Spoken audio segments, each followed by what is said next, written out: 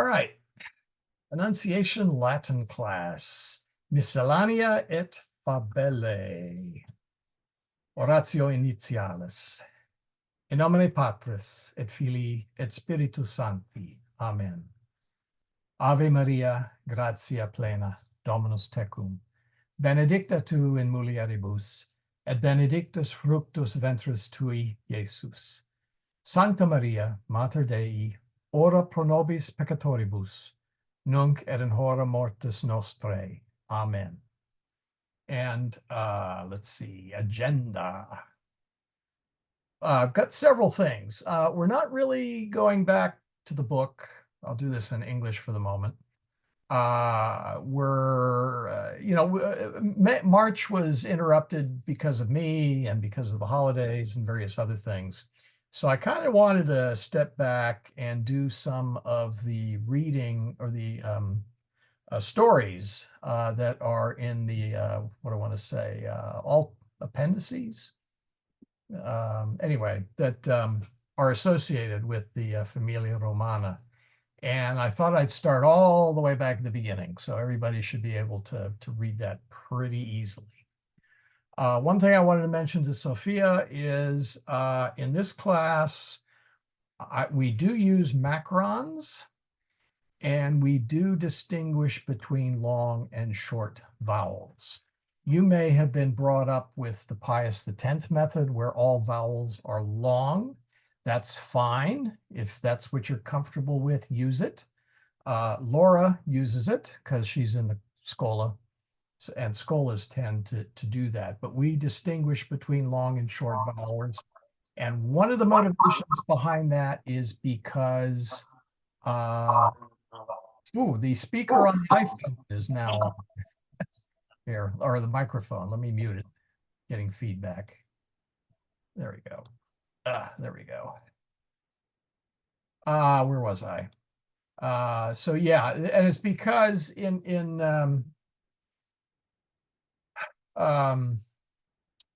the first off, if you know the long and short vowels, you know which accent to put it on.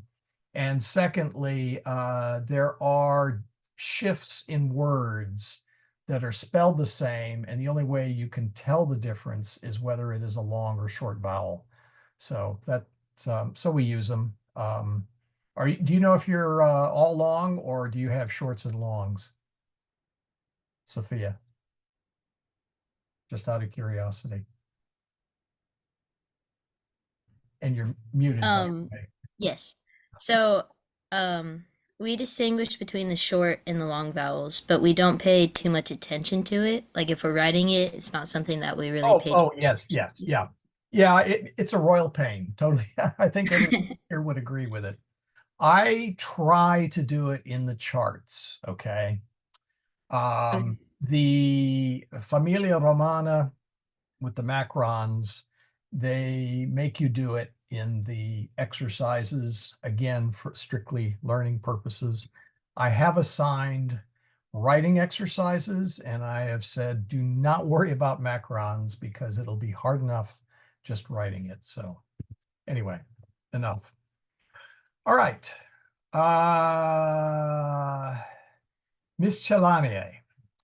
Pellicula Paschalis.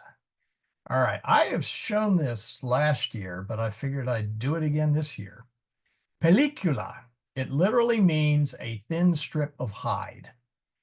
But that is what the world has decided upon for a film. And if you think about it, back in the ancient days of before smartphones, movies were put on film, and they still are to a certain extent. So Paschalis is a third declension adjective. I hope I don't have to tell anybody what that means. Pascha, literally Passover, but usually it's in a Christian or Catholic context, so it usually refers to Easter and the Christian Passover. However, in the Old Testament, where they mention the Passover, they will use that term. So I thought we would start off with come on, open link. let's close that. And I will. Salvete omnes, hodie narrabo de Iesu Christo. Whoops. In principio, Iesus erat Deus. Deus habet tres personas. Tres personas. Pater, Filius et Spiritus Sanctus. Iesus erat Filius Dei in aeternum. Aeternum. Aeternus Filius Dei erat Iesus. Non erat homo in principio, solum Deus erat. Et Deus creavit caelum et terram. Et creavit hominem. Masculum et feminam creavit eo. Is this coming through, by the way? I suddenly realized I did not turn on playthrough. I'm not seeing any change in the video. Yeah, I can hear it, but I can't see any change. Well, I just paused it. No, but it's still frozen on like the 6-second mark. All right, hold on. Okay, let's see what's going on here. It just jumped up to 57 seconds. All right. Well, does that mean I got to show it in small form? Oh, man. Okay, let's see here. Try backing it up and try again. Maybe that. No, that's not what I want. Whoops. That is not what I want. All right, let's try this again. Yeah, the Zoom changed a few things, and last year this was not a problem. Salvete omnes, hodie narrabo de Iesu Christo. How's that? In principio, Iesus erat Deus. There we go. Yes, Deus I can see it. habet tres personas. Tres personas. Pater, Filius et Spiritus Sanctus. Iesus erat Filius Dei in aeternum. Aeternum. Aeternus Filius Dei erat Iesus. Non erat homo in principio, solum Deus erat. Et Deus creavit caelum et terram. Et creavit hominem. Masculum et feminam creavit eos. Viditque Deus omniaque fecit, et omniaque fecit erant bona. Valde bona. Optima. Deus dixit omnia valde bona sunt. Omnia optima sunt. Et Deus homines in paradiso posuit. Et dixit hominibus, ecce hic sunt multe arbores multi fructus. Sed nolite consumere fructum uius arboris, quae in medio paradiso est. Si unc fructum consumseritis, morte moriemini. O ecce morte moriemini. Sed, o ecce serpens, serpens, nolite audire Deum inquit. Si unc fructum consumseritis, non morte moriemini, non morte moriemini, eritis sicut Deus, scientes bonum et malum. Oh, sicut Deus eritis. Homines nolebant Deum audire, homines volebant esse sicut Deus, non humiles erant, sed superbi, superbissimi, volebant esse Dei, itaque fructum consumserunt. Et mors in terram intravit. Hodie, omnes homines volunt esse sicut Deus, nolunt Deum audire, omnes homines peccatores sunt, et omnes homines moriuntur, mors omnes vincit. Sed unus homo non erat peccator, Iesus Christus. Iesus erat Deus, filius Dei, olim pater eum adderram misit ut mortem vinceret. Iesus nunc et Deus et homo est. Iesus est Deus, et Iesus est homo. Iesus et Deus et homo est. Omnes homines moriuntur, sed potestne Deus mori? Deus aeternus est, quomodo potest Deus mori? Sed Iesus est et Deus et homo. Ecce, Iesus cenam consumit. Discipuli cum Iesu cenant. Quod discipuli sunt? Unus, duo, tres, quatuor, quinque, sex, septem, octo, novem, decem, undecim, duodecim. Duodecim discipuli cum Iesu cenant, sed omnes peccatores sunt. Solum Iesus non est peccator. Ecce, Iesus et discipuli. Iesus discipulis dixit, nolite dormire, spectate. Ego Deum Patrem precar. Iesus Deum Patrem precatur, sed eheu omnes discipuli dormiunt. Discipuli non audiunt Iesum. Omnes discipuli dormiunt, ubi Iesus Deum Patrem precatur. Deinde, homines Iesum capiunt, et eum ad Pilatum ducunt. Pilatus rogat, vultisne me eum dimittere an crucifigere. Vultisne me eum dimittere an crucifigere. Homines clamant, crucifige illum. Pilatus, ita vero, inquit, ducit eum ad crucem. Deinde, homines Iesum ad crucem ducunt. Iesus crucem tenet, et lente ambulat. Deinde, in cruce, Iesus mortus est. Iesus erat homo bonus, non erat peccator, sed Iesus sicut peccator mortus est. Vir nomine Iosef Iesum mortum in monumento posuit, et monumentum clausit.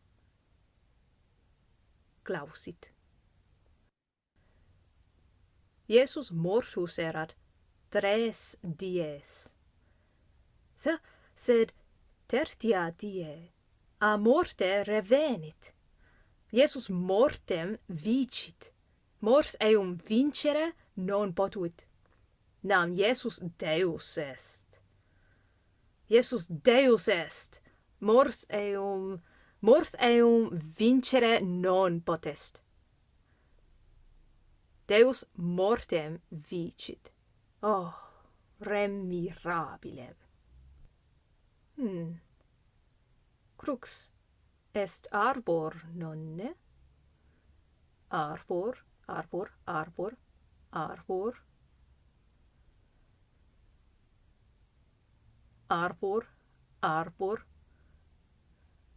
Crux est arbor.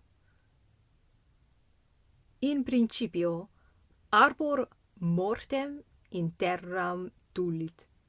Nam homines fructum arboris consumserunt, et volebant esse sicut Deus.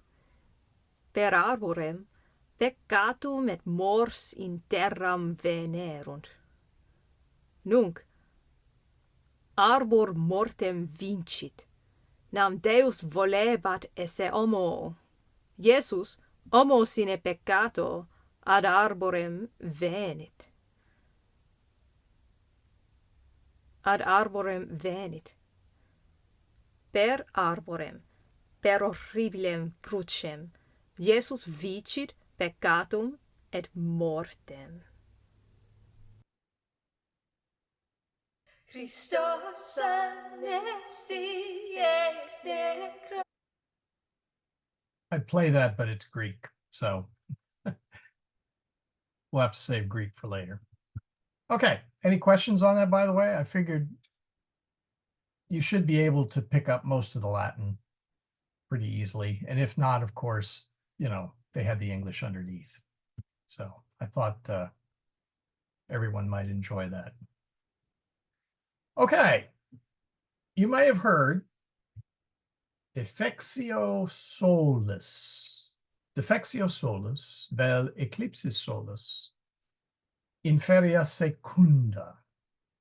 There'll be an eclipse Monday, feria secunda.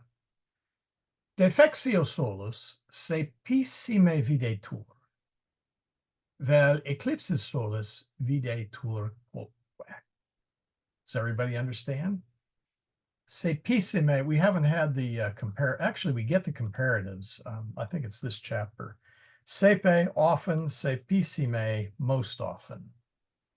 So you usually see it referred to as this, but you will see it referred to this. And if you want, let's see here, let's open that up. There is a very nice article in the Wikipedia on eclipses. You can read that if you have time. So in Houston, in Houstonensis, we're only going to have about 60%. Proxime bona eclipses in US anno 2046 erit. So if you miss this, yeah, and unfortunately, Michael, you're out in California, so you guys are kind of out of luck. I'm out of luck too. I don't think I'll be around in 2040. Well, no, I meant on this the eclipse on Monday. Oh yeah, well that's okay. So They're in spirit. Yeah, so it will. You'll get some. Well, no, I don't even think you'll get any shading. But it comes straight through Texas. I plan to be up at Fort Worth with my my daughter and son-in-law, and we'll see. You guys are going to let the prisoners win their case because it's a religious thing? No. Boy, my grandchildren go to school in Denton.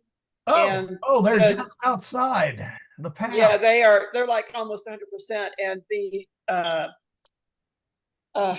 what was that politician guy starts with a P? There's a natural history museum named after him. He ran against Clinton. Anyway, they bought a bunch of the special solar eclipse glasses for the kids at the schools. Cool. So yeah, I urge you to try and see it if you can. We're only going to be 60% here in Houston, but still that'll be kind of neat. And it will probably be cloudy out, so we'll see what happens. Why do they put a religious connotation to it? Like they think that there's something, you know, the beginning of the end of the world, or you know, who does? Yeah, it's getting crazy. Oh, well, if you're talking about crazies, then all bets are off. I mean, no, there is nothing terribly religious about this, other than it's. Well, the church always felt, you know, like if you saw like a shooting star or look at No. Well, okay. No, actually, the Romans thought that they were very superstitious. You're mixing church and you're mixing society. Okay. Yes. Yes, comets, not so much eclipses. Okay. Astronomers had been charting the sun and the moon for millennia. Well, maybe not. Yeah, actually millennia. They knew exactly when an eclipse was happening. Okay.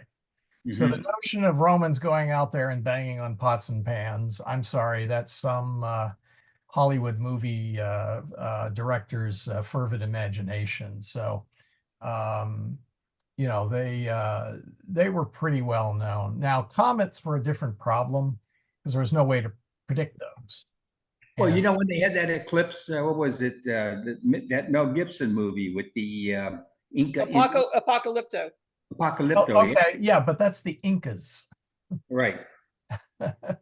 Well, It was no, freaking. but I mean, you talk about they were trying to control the people. You can see the guy, he's on top of the pyramid. He's got that little. Well, yeah, okay, that's They not, knew, yeah, they knew it was going to happen, but the people down below didn't. yeah. You know. Well, that was not Christianity. That was the Incas. Oh yeah. No, that was paganism. From what I've heard, what's freaking some people out, the last eclipse crossed over a lot of towns in the U.S. named Salem, which is supposed to mean peace. And then this time it's crossing over they say originally it was like they're going to be, you know, the main eclipse is going to be over. And now I think some of the Ninevehs are like in the shadow, but not in the full penumbra.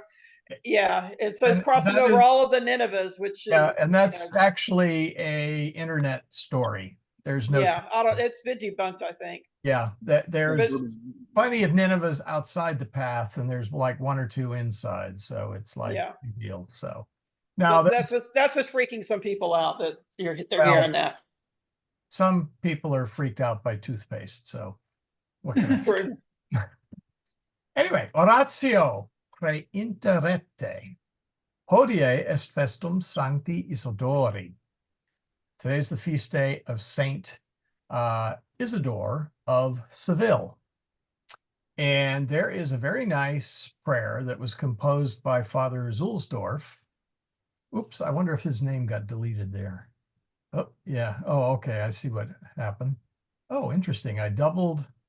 Oh, all right. Got an extra slide in there. All right, let's do this one. So anyway, yeah, this was written by Father Zulsdorf. There's the URL to his.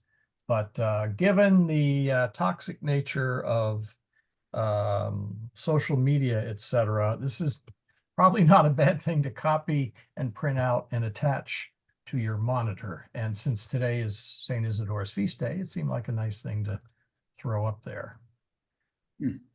Finally, Fabellae. Fabella est fabula brevis. Now we've had fabula.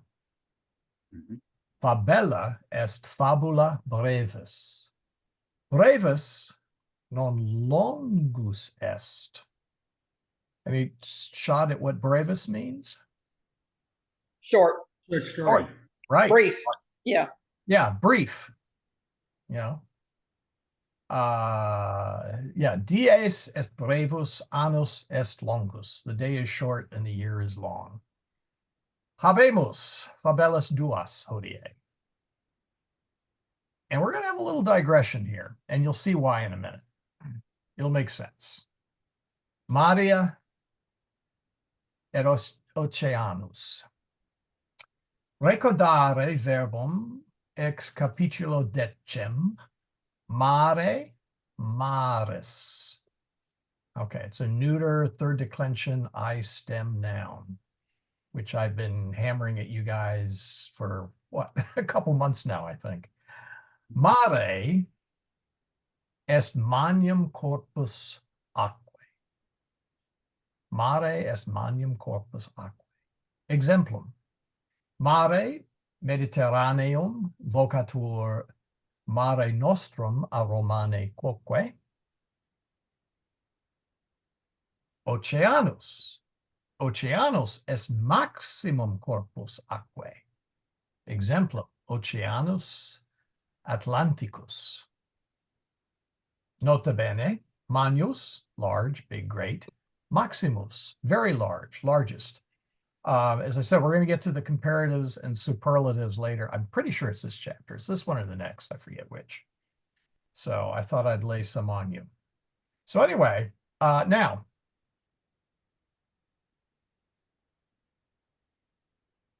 Quid est Maria?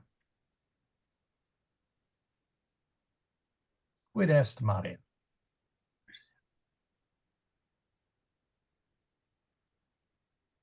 Any takers? Estene Maria Oceanus Parvus? Not bad. Sunt. Maria is pluralis. Sunt. Oh my goodness, that's right. Maris, is Maris the singular? Yeah, okay, there we go. Let me make that bold. There we go. Mare, maris. Okay, gotcha. Oh, Mare. mare, There we maris, go. singularis, Maria, pluralis. Now, Maria sunt aquae. Quae est Maria? Quae est Maria? Mater Jesu. Very good. Maria, short I. Maria, long I. So just keep that in mind. All right.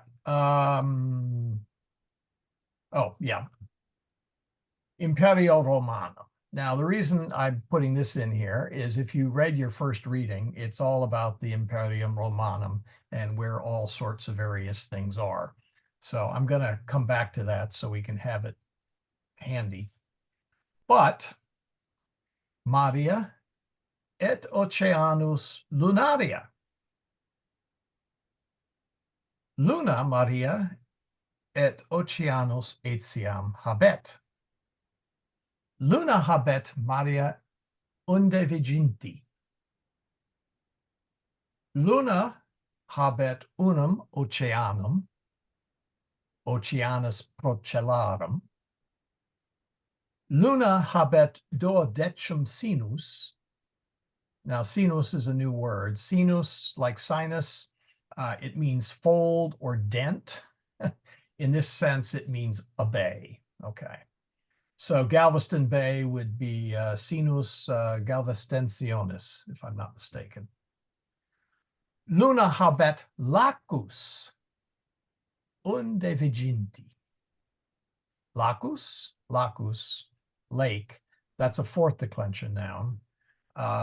We really haven't done much with the fourth declension. I believe we pick it up on this chapter as well. It's either this Quid one. est ude viginti? Viginti est decem et decem. That's what I thought.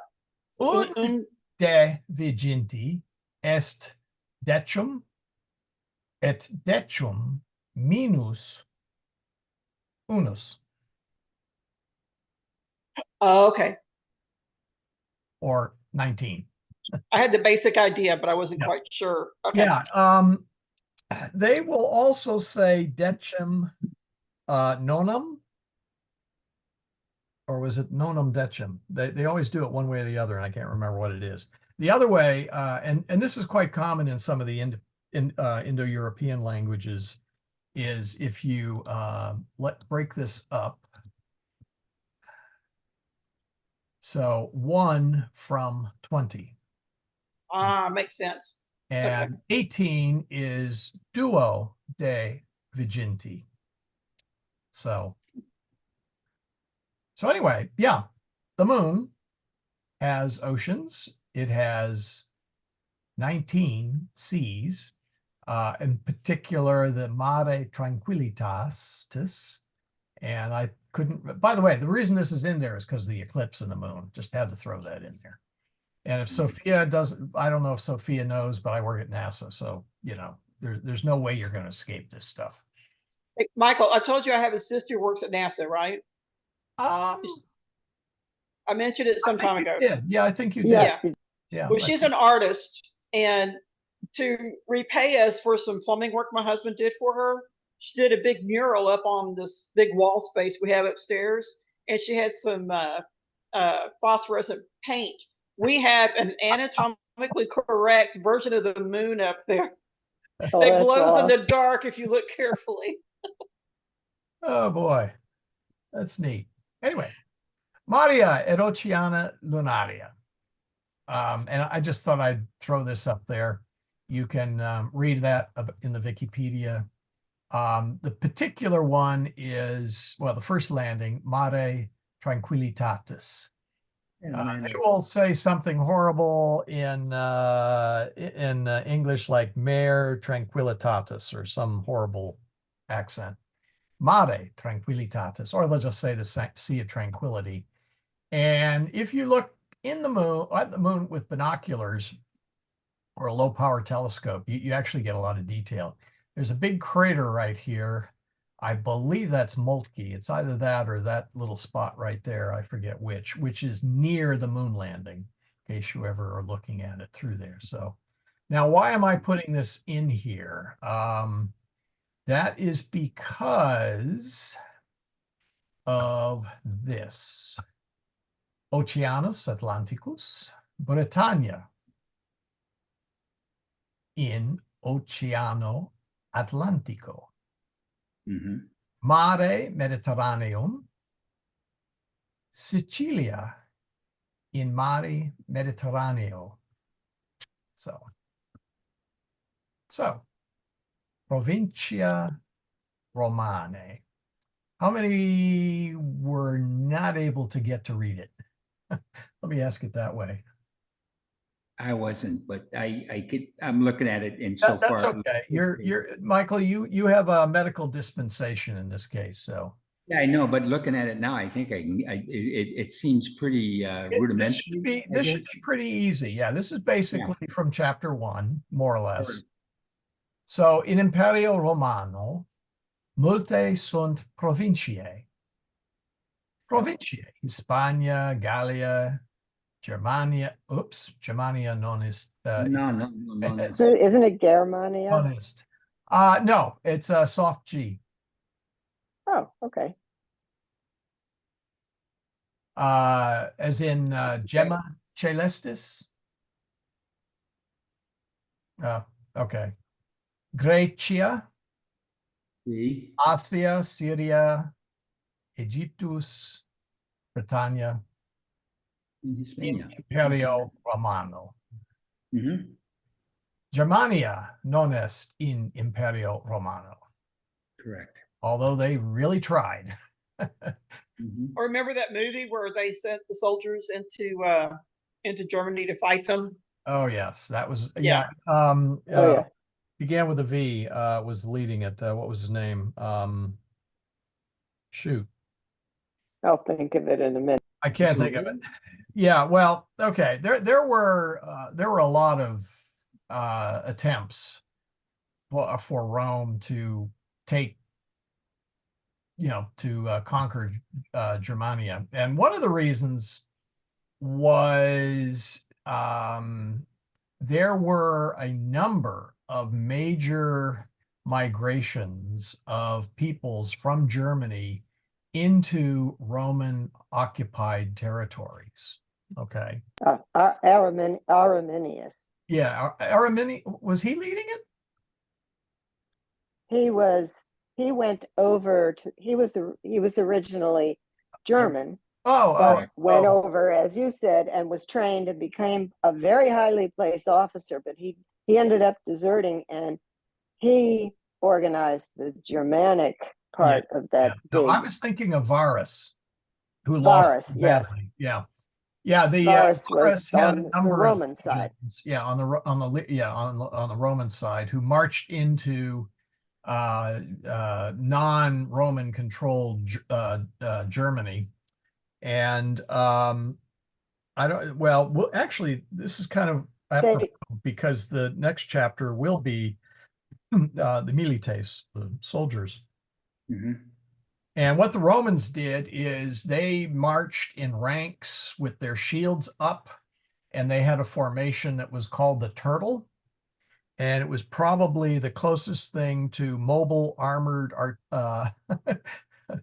mobile armored a tank, basically. Tank, yeah, as you had in the in the 0th century. Yeah, if you watch the movie The Risen, they do that in the movie. Yeah. But Yeah. what happened Yeah. was the Germans fled into the woods. And the German woods were what is it, the Black Forest. The reason it's called the Black Forest is because it's so thick, it's black in there. And so what happened is the Romans had to break rank, and when that happened, the German barbarians just swept through the ranks and slaughtered Yeah, what they did is they followed legions. Varus followed Arminius's advice and went through an area that required them to walk single file, and so or two at a time, and that meant their army was stretched out for literal miles. And the Germans had built wicker works, and they would filled with brush, so you couldn't tell they were there. They were up higher, and they started at the back of the army, slaughtering them as the army's walking forward. So the forward guard doesn't know that the tail is being decimated. Now, was that with Varus, or was that later? That was with Varus. Oh, okay. My wife can keep all the Roman generals straight, for which I defer to her. And what's interesting is for centuries, historians have looked for the site and they finally found it, I think a couple of years ago. And it's because of the very, very many, miles and miles of fallen, and rusting equipment and bones all mixed up. Everybody's got chop marks in them. And it was a pretty devastating battle for Rome. They'd never lost one like this. They where the entire lose one. not often. Yeah, well, they lost one. I believe it was 50,000 Romans when the Oh yeah. what was it? The Helvetii were, but that would have been what, 100? Boy, 200 years earlier? No, no, it wasn't that far back. Arausio. That was the time of. Oh yeah, you'll have to. Yes, it might have been that long. That was the time of Julius Caesar. Yeah, actually, before. Not he wasn't in it. He was a child. Yeah, he was a child at the time. So anyway, his father and grandfather. So anyway, enough history. Hispania et Gallia sunt provinciae Romanae. Britannia quoque provincia Romana est. Hispania et Gallia et Britannia tres provinciae in Europa sunt.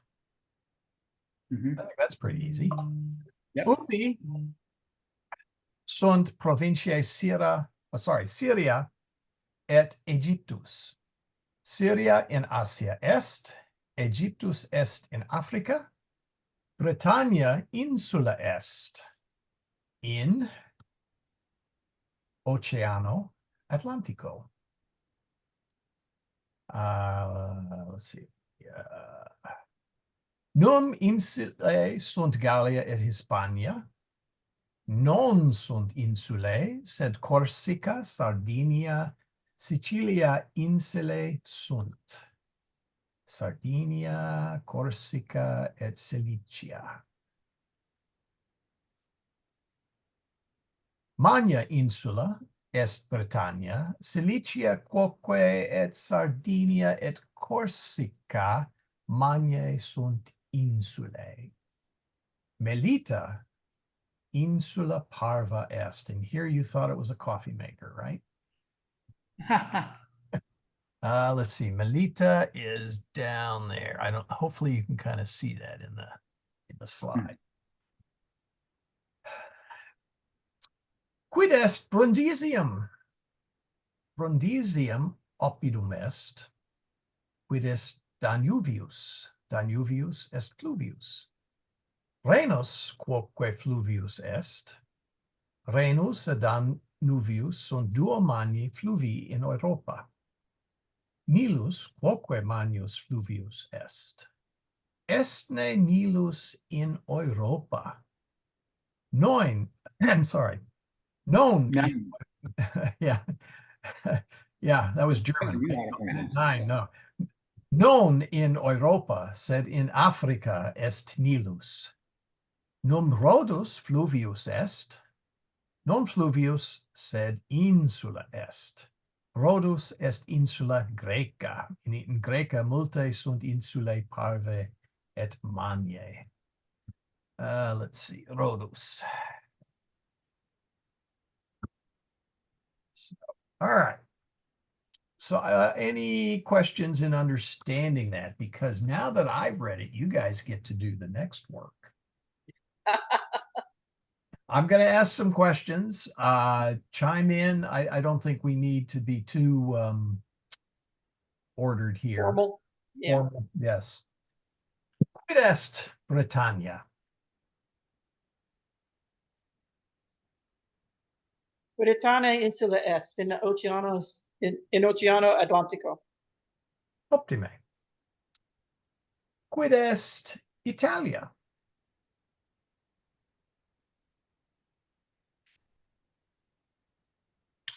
Italia in Europea. In Europea. Europa est. Mhm. Italia est provincia Romae.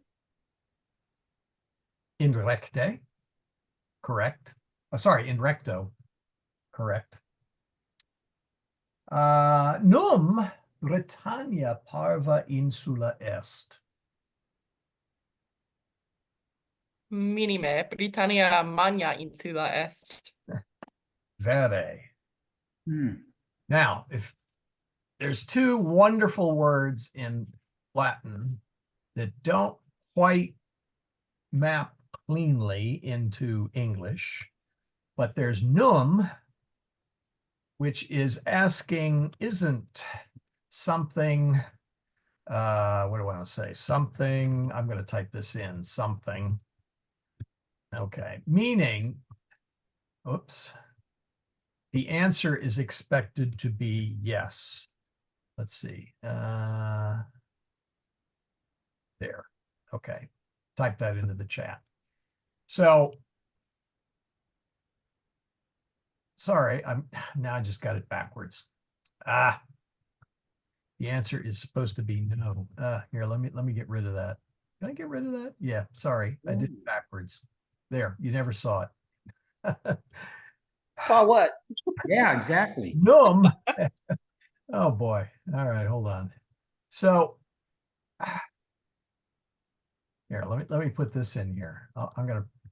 I can't type. So num insulae sunt Gallia et Hispania.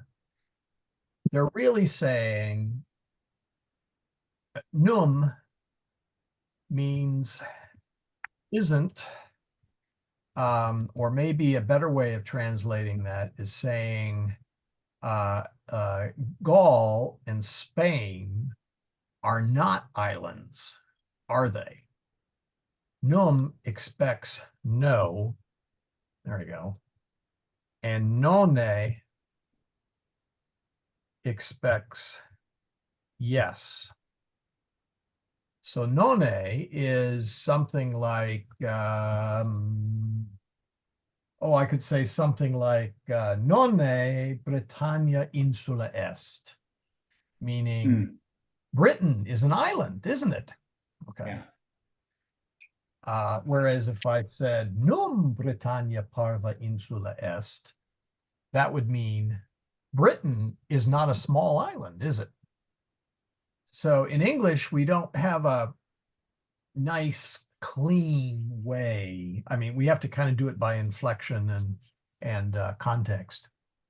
But that's two important words to keep in mind is num and nonne. Num means no and nonne means yes. And you'll just have to memorize it. Well, if you remember that the Italian word for grandma is nonna, and nonnas always say yes. Oh, well, there we go. There we go. Wow. You don't need a better example than that, right? All right. I got a couple of more. Let's see, what do we got?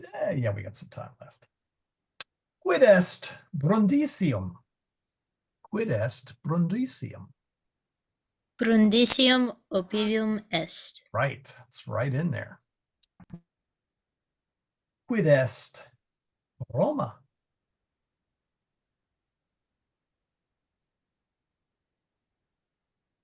Quid est Roma?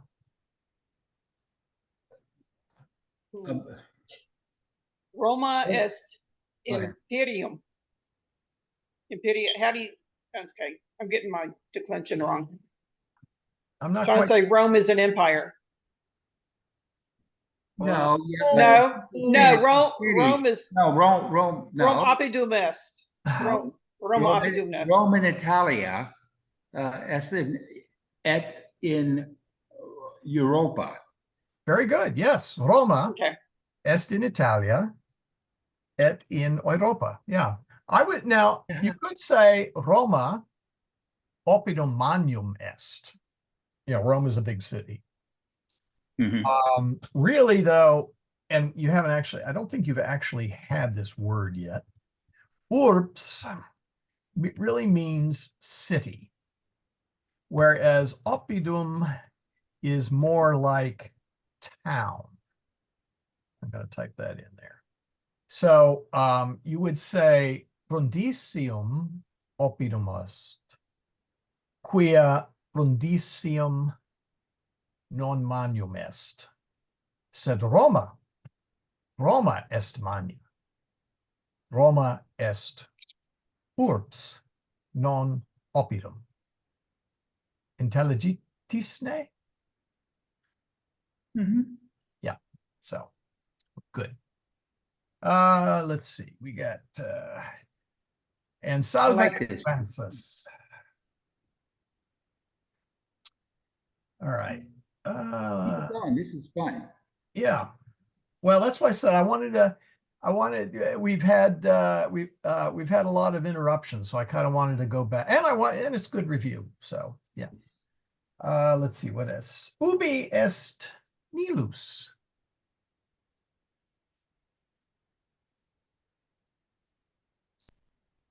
Nilus est fluvi. I'm going to get the declension wrong. Nilus est. I'm not thinking on my feet. I'm not thinking on my feet, Royal. Nilus est in Africa. Yes, vere. Nilus in Africa. Nilus est fluvius in Africa. Fluvius, thank you. Yes. Right. And let's see what else. Yeah, I think we'll move on to the next section, which is a little more challenging, I think. Liberi et libri. Oh, aren't those two wonderful words to get mixed up? Okay. Yeah, yes, I still find these confusing. Yeah, let's see. Was it? Oh, I want to read your. Yeah, Auralcio. Yeah. Oh, was it 80,000? Oh, okay. Wow. I know it was a shocking defeat, but I didn't think it was Arminius who defeated him. I'll have to go look this up again. Thank you. Anyway. Yeah, Arminius actually worked for the Romans, but he I thought that was working for the. I thought that was later under Hadrian. No, that was during the battle. He was there the entire time, but not fighting on the same side the entire time. And he was the leader of the Germans. So he was a double agent. Wow. Yeah. That and the shepherd boy that showed the Persians the. Yeah, he and his brother were taken as children, as hostages to Rome, because his family was as noble as you can get in the Germanic tribes. Yeah. And but he never forgot that he was German. Yeah. Not Roman. Liberi et libri. Quid est Tusculum? We had what? 3 chapters, I think, 4 chapters with Tusculum is featured in there. Quid est Tusculum? Tusculum est oppidum Romanum. Est ne magnum oppidum? Tusculum non magnum, sed parvum oppidum est. Ubi est Tusculum? Tusculum est in Italia.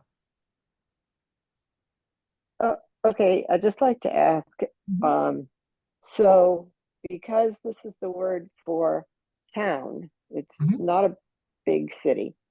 That's why they called the Gallic fortresses oppidums, because they generally had wicker works with stone in between. They were Well, okay, some of them were quite formidable, but yeah, most settlements, they weren't big. Yeah, let's use that in a generic sense. Most settlements. So we're going to call them towns, cities, Okay. villages. Anyway, were walled in some fashion, and that had to do with protection. Okay. If you go, well, yeah, I don't know if you visited any small towns in your wanderings there through Austria, but Oh yeah.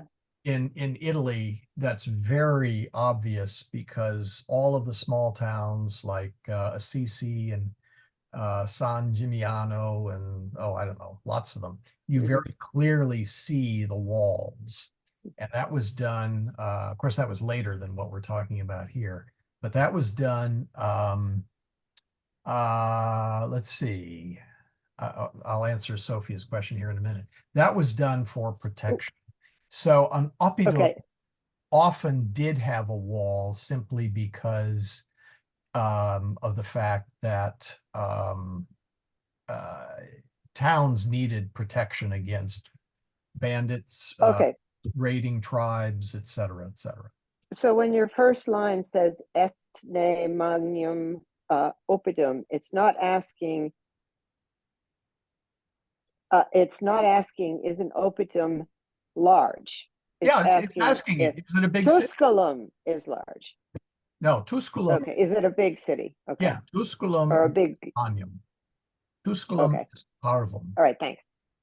Let's see. Could you replace estne in estne magnum oppidum with num? Yes, because yes, you could. If you were expecting the answer no, you could use num. Okay, the wall is not around yeah, there is kind of a wall around the Vatican, but you can see the remnants of the wall that was around Rome. Think of that area as like inside the 610 loop would be roughly the Houston equivalent, because Rome is so huge now. I think they have like 6 million people in it. Might even be more.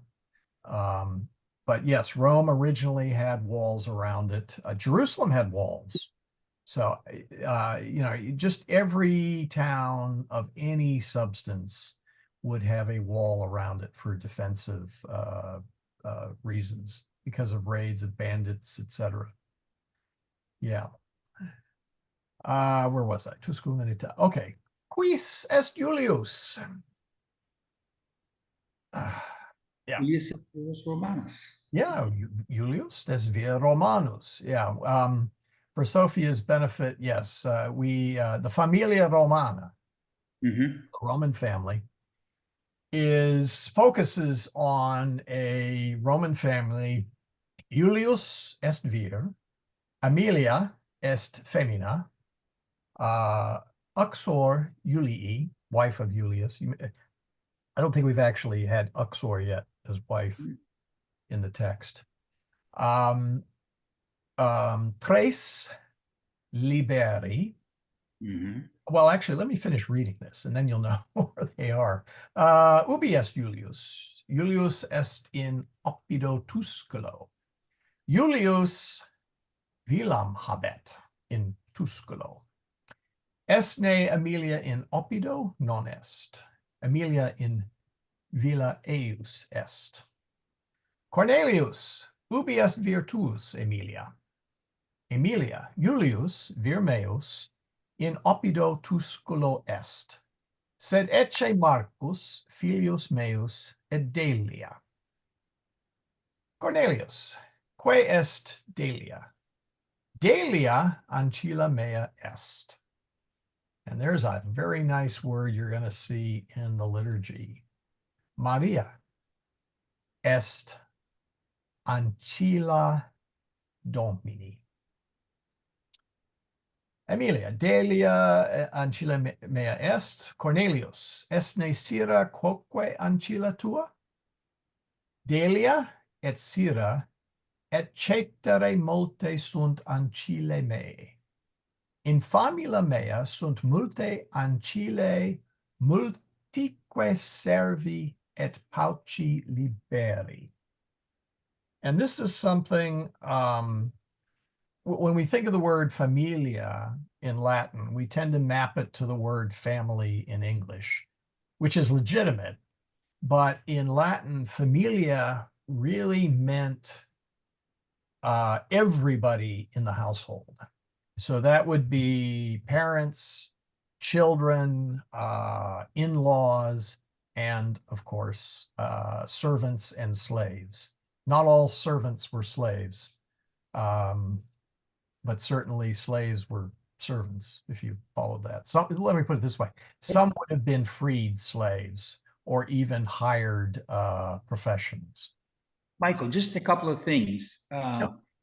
You have Amelia, she's speaking, Amelia, she says, Julius Vermius et in opedu tusculo est, sed ecce Marcus Filius Meus et Delia.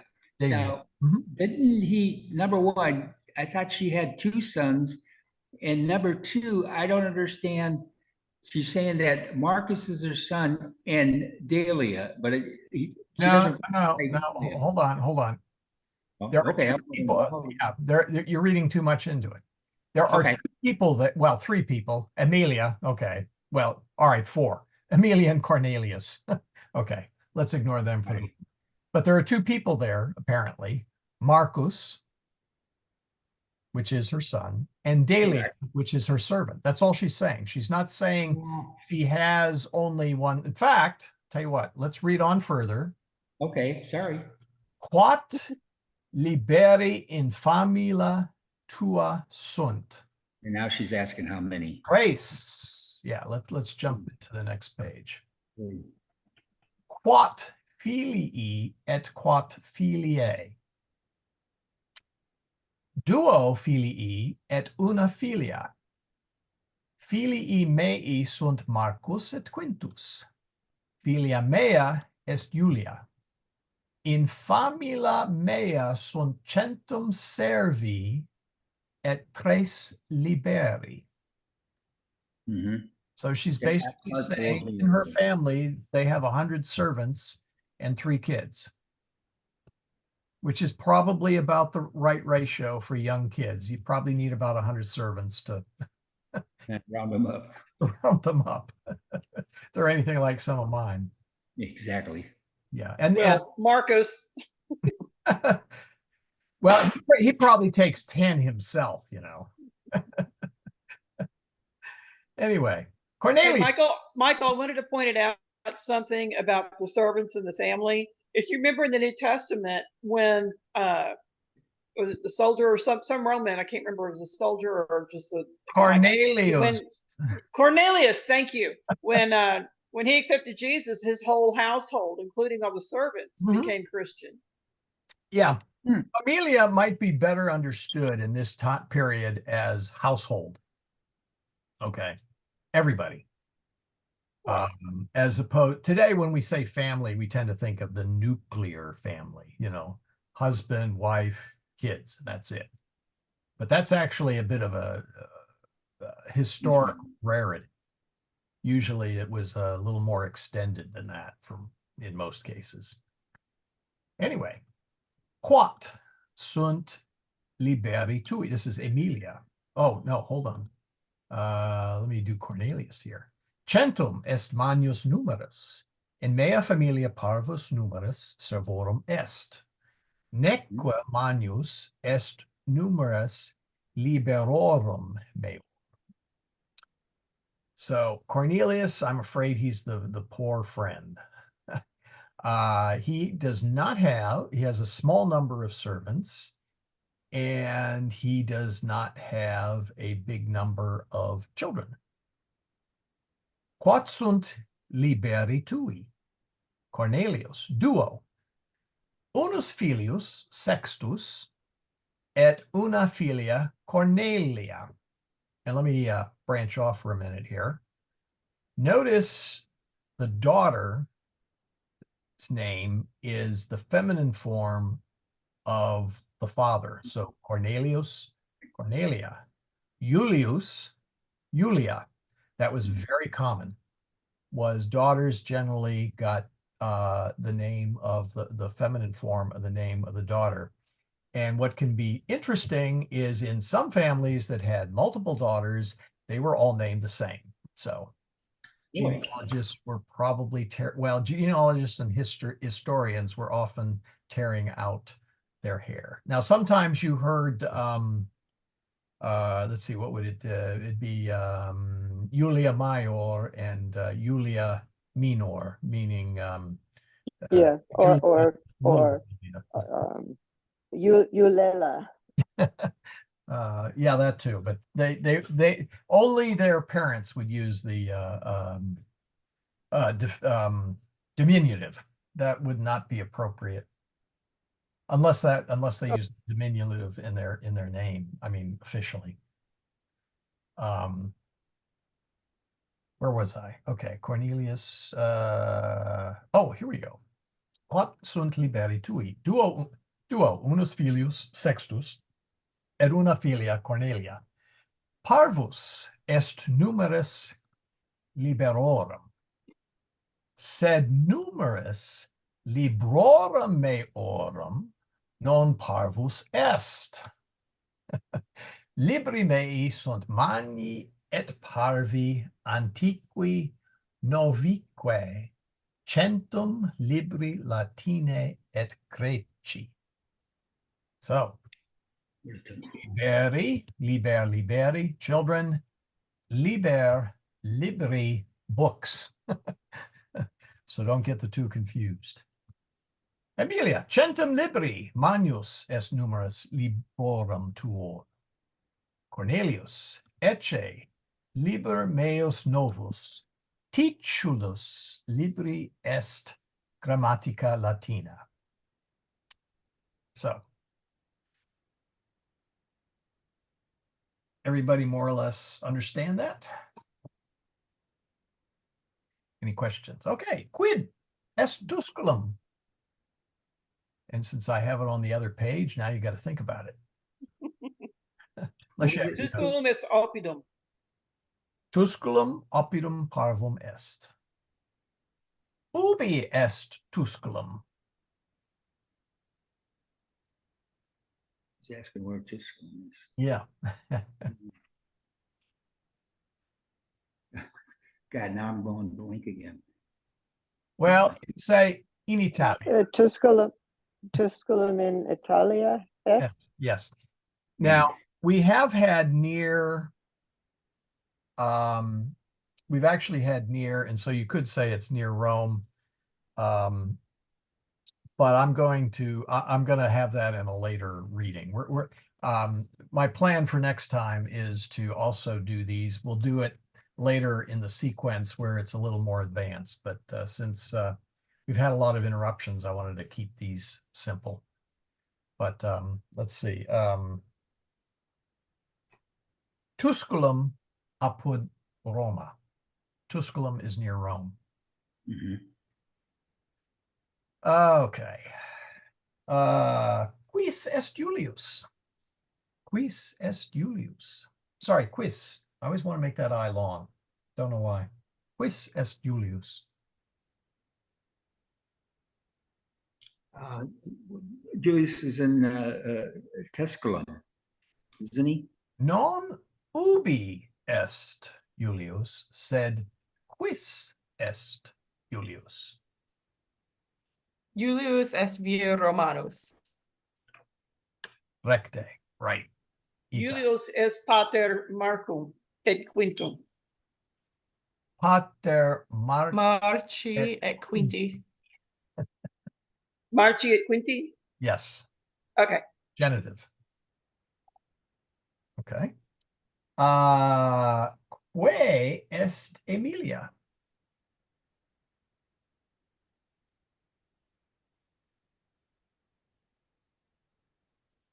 Que est Emilia? Emilia femina est. Emilia est femina Julii. Um, Hey, yeah, femina would not be used in the sense of wife. Okay. So I think you do that, I think, in Yeah, the I other know. language. If we go back and Julius Virmeus literally means Julius is my man. Now, that works in English as well as it does in Latin. But I do not believe I do not recall anybody saying Emilia est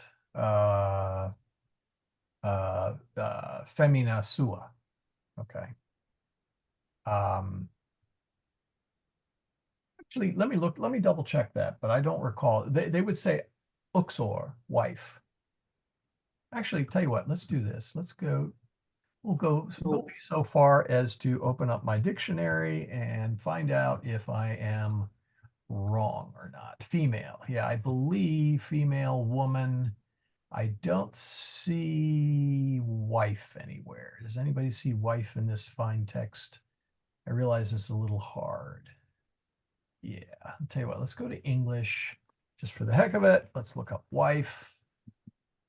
There we go. And what do we got? We got uxor, conjunx, marita. Yes, that's another possible meaning, married woman. Yeah, I would have say uxor. But Okay, thank you. yeah, no, that's just a subtle point of grammar there. Or, well, not grammar. What do I want to call it? Idiom, English usage, I guess. But it was a good try, though. Good try. Aemilia est mater, Marci et Quinti et Juliae. Ubi est Aemilia nunc?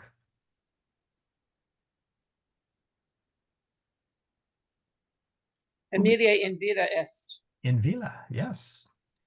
All right. What time we got here? 8:44. Let's see. Let me check. Let me look ahead. Okay.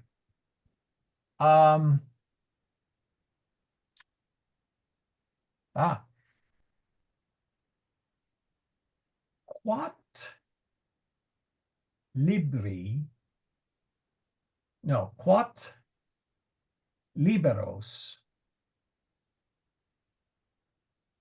Aemilia habet.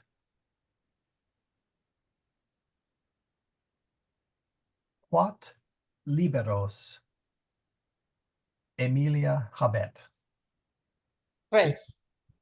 Res. Quat liberos Aemilia habet.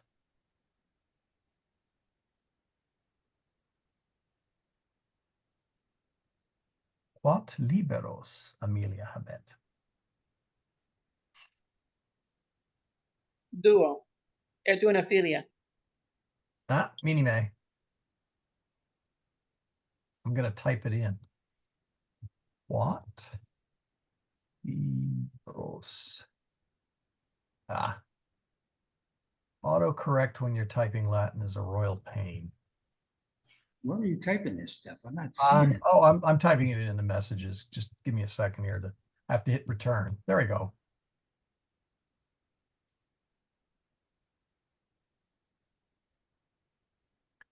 The answer is non chimus. We don't know how many books Amelia has. Okay, I confused it with kids. Yes, liberoi et libri. It was a trick question, I fully admit it. Yeah. And I'm having a hard time with declensions on the fly tonight. Really, yeah. Yeah, you and me both. Well, that's part of the reason for the review here is to keep them, well, simplify things a little bit. So, all right, let's see here. Okay, we'll leave it at that, I think. So just remember, liberi. Maybe the way to, okay, here's a thought on way to remember it, which may or may not work. Sed libera nos amalo, the end of the Oratio Dominica, the Lord's Prayer. But deliver us from evil. So liberate. Okay. And so the children of the Roman aristocracy were free men or free women. So the children, think of them as liberi, free people. Okay. And maybe that way you can keep it straight, because liberum means free, singular. Whereas the other word, libri, library, books. Does that help any? Yes? No? Somewhat. Not sure. Not sure. That's probably the most honest answer of the group. That's all right. Yeah, it's you're going to run. Let's see, where was it? Yeah, you're going to run into a lot of words that are very close to one another, and so you know, it's important to study your word list. All right, so let's move on.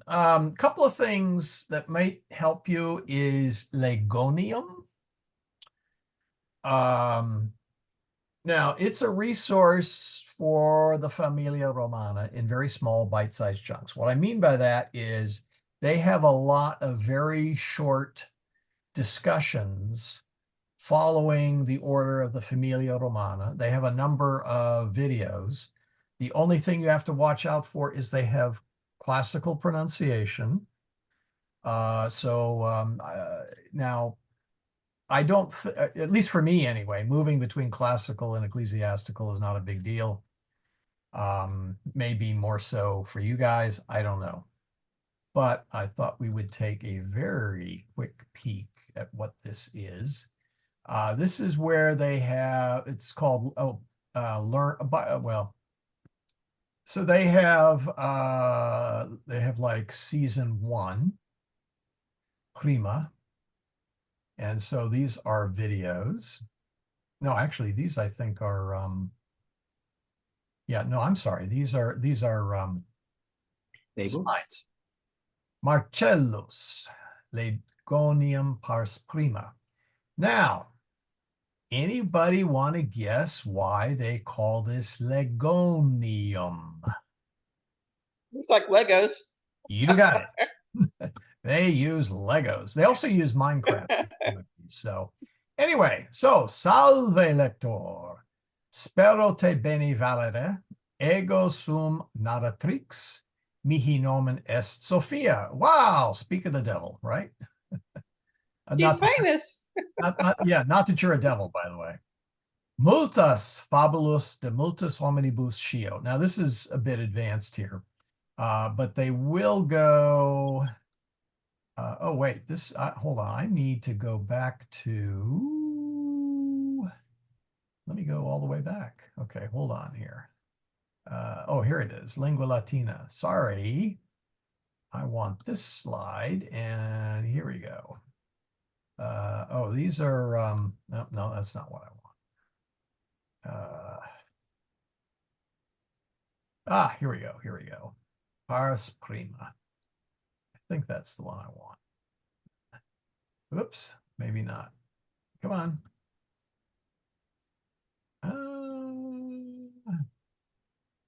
Oh, interesting. Well, that's going to be, let's see if I can expand that on that. Oh, there we go. There we go. And so you can go through these slides. As I said, it's got a bunch of stuff in there. It is a little scattered in that sense, but you can find it if you play around with a little bit. I see Gilbo. We've seen Gilbo before. Yeah, so let's see here. What do we got here? No, that's not the one. All right, hold on. Oh, there it is. And then they have lessons. I think these are actually, oh, come on now. Open in new private tab. There we go. Legonium disco. Salvete sodales. Sodales would probably be best translated as friends and associates. Amicus, of course, is friend. Amica, amicus. So anyway, you'll find a number of things. You know, I can't find any of the really good stuff I just found out. Tour, how to see the images. Oh, I see. Okay, now they talk about some of this. So before class, I was playing with it, and I found like they'll give little sentences that are actually right out of Familia Romana. yes, they do. And oh, that's cool. And then they give the English version. First, they want you to try to guess what they think they're saying. Now, anybody want to guess what this is? Star Wars? Star Wars. Why doesn't that whole thing show up? Okay, maybe I probably zoomed. Let's see here. Let me zoom out. Oh, you know what? It would help if I actually hit the zoom out button and not the zoom in button. Okay. Oh, incomplete draft. I guess they aren't done with it. Anyway, there's stuff in there that you can poke around if you so desire. They had some amusing videos, which I have lost entirely. Where were those videos? Oh, here it is. It'd help if I read it. Here we go. Legonium pars prima. Marcellus. They say Marcellus where we would say Marcellus. So just be, you know, just be think of them as being from New York. They speak funny. So anyway, there's stuff in there. I don't want to spend too much time on that.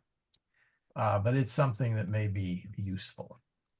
Okay, next time. Conficite capitulum unum per capitulum undecim. Try and get up to date on the homework. I realize that your teacher is way behind on grading. I will try and catch up. I'd hope to catch up over Holy Week, but well, I'm sure everybody else, Holy Week is, there's the word free time and Holy Week just don't really go together. Next time, okay. Proximus Classus, April 11th. That'll be next Thursday. We're going to do another set of Fabellae. I will email those out soon. I will try and I'll try very hard to do it tomorrow. I'm leaving tomorrow for Fort Worth in the afternoon, as I said, to go up and join my daughter and son-in-law and granddaughter. And I don't know how, if it were clear, her house is actually in the path of totality, but I'm looking at the weather map and I figured I'd at least go there and my wife and I can at least party with our daughter and son-in-law. Also, if it's clouded over, you might not be able to like see the corona of the sun, but it will still get completely dark in the middle of the day. So that's cool. Well, yeah, and Houston will be about 60%. So you may not necessarily notice it because the eye tends to adapt to the light level. But if you're sensitive, I mean, if you pay a lot of attention, you will see it decidedly darker. Now, the last one we had here, where we got the partial, that was I did notice a decrease in the light, and what was really weird is like all the birds, everything got silent. Yes, it was a little freaky. Yes, and you will find. And if you look at shadows on the ground where the light comes through the tree leaves, you'll see little mini eclipses on the concrete. So if you don't have a light box or the glasses, you can look on the concrete and see it. You can also do that by making a very tiny hole, curl your index finger around and tighten it up with a thumb and you can make actually a pinhole camera with it and project it onto something. Right. You can do it that way. But again, if it depends, and it's going to depend on how cloudy it is. I mean, if it's cloudy, raining, then, you know, you're out of luck. In fact, it'll probably get quite dark. We'll just have to see. I did this in 2017 with the big eclipse, wonderful total eclipse that came in through northern US. We managed to get almost dead center on the path of totality in Nebraska. The way we did that is my daughter and son-in-law at the time lived in Wichita, Kansas. So I got out my weather map, which has radar and all this other good stuff, and it had the path of totality, and we picked a point, and that was very good. So we'll see what happens this time. But as I said, we'll try and get that out between now and then. But there will be no stories. Would you prefer I kept it simple, or shall we skip a few chapters? I'm willing to listen to preferences here. I'm fine with whatever. Yeah, I'm rusty, but we got to get our brains reoiled and get it working again. So Teresa, sorry, not Teresa. Laura, you're fine with quicumque. Mm-hmm. Yeah, that's whatever in Latin. Good to know. All right. Well, we might take an easy one and maybe a harder one. We'll see. But as I said, I'll send it. Anyway, we're approaching time here. So with that, we will do the oratio finalis. And the reason I mute everybody, Sophia, I don't know if you've ever been on a Zoom session where everybody tried to sing or recite something together. The best description is comical, and the more accurate description is total chaos and disaster. So I use the word train wreck. Train wreck works too, yes. And I believe train is hamaxostichus, if I remember correctly. All right, here we go.